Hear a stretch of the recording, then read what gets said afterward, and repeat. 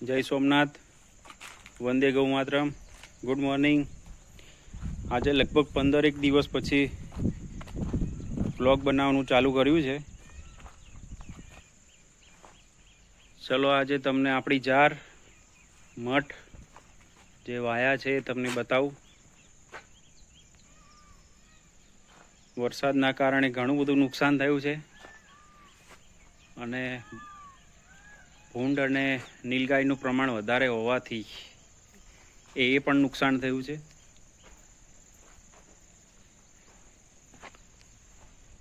અત્યારે હજુ regular video નથી આવતા, પણ સમયાંતરે રેગ્યુલર રોજે રોજના વિડીયો ચાલુ થઈ જશે।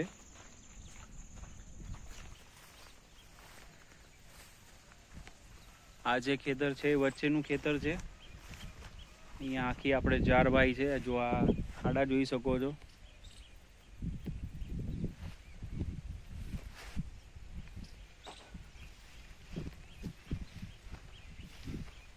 આ બધું ભૂંડિયાના કારણે ઘણું બધું નુકસાન થયેલું છે। બધી જાર ઉખેડીને ફેંકી દીધી છે। અંદર બી વચ્ચે બી ઘણા બધા ખાડા કરી દીધા છે। ઝાટકા મશીન લગાવવાથી એનો કોઈ ઉપયોગ થતો નથી।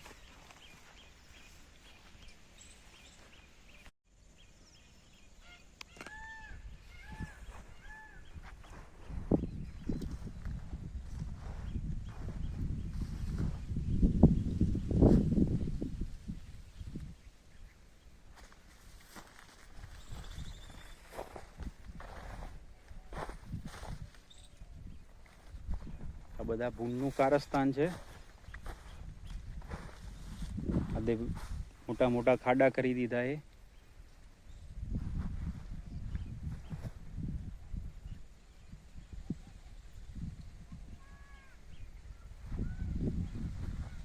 બહુ વધારે પ્રમાણમાં ખાડા કરી દીધા છે।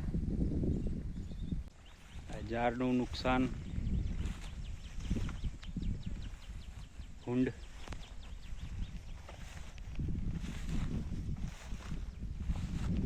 અમારે અહીંયા ભૂંડ નીલગાયનો બહુ ઘસારો, એટલે નુકસાનીનો વારો થઈ જાય।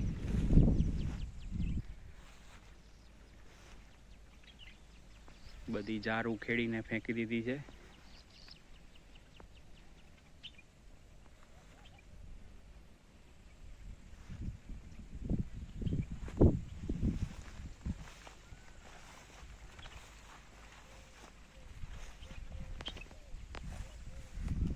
હવે તમને મઠ વાયા એ બતાવું।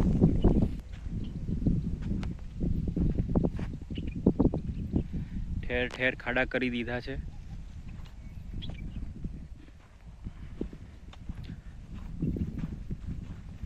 આપણે અહીંયા 2 વીઘા મઠ કર્યા છે।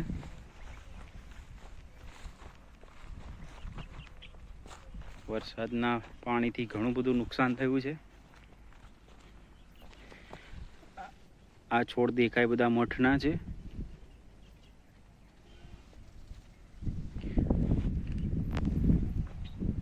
અતિ ભારે વરસાદ થયો છે। અહીંયા કમર સુધીના પાણી ભરાઈ ગયા હતા।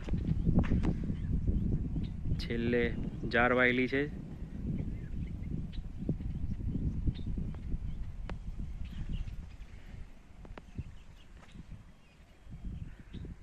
વચ્ચેનું ખેતર ને અંદરના ખેતરમાં પણ જાર છે।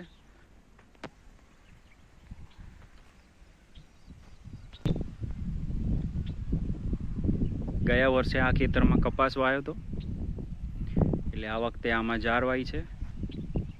જાર કાઢીને પછી શિયાળામાં ઘઉંનું વાવેતર થઈ જશે।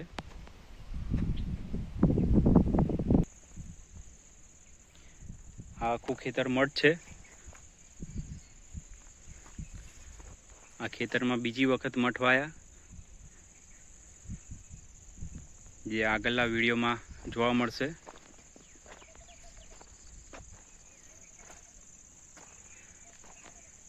વરસાદના વધુ પ્રમાણ હોવાથી બીજી વખત વાવેતર કરવું પડ્યું હતું આ ખેતરમાં।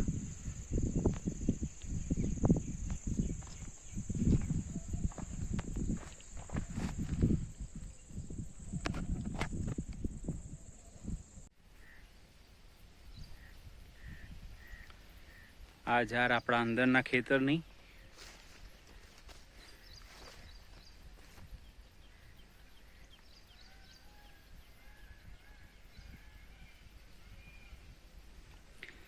વરસાદનું થોડું ઘણું નુકસાન થયું છે. આ જે ખાલી જગ્યા દેખાય અહીંયા વરસાદનું બધું ધોવાઈ ગયું.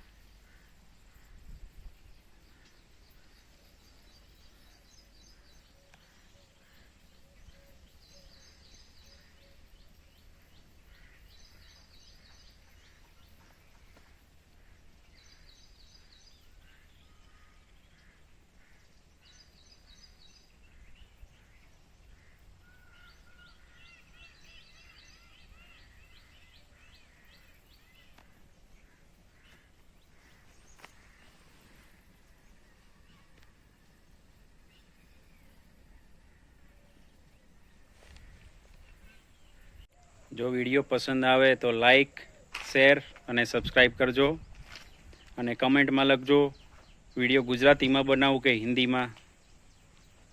જય સોમનાથ, વંદે ગૌ માતરમ.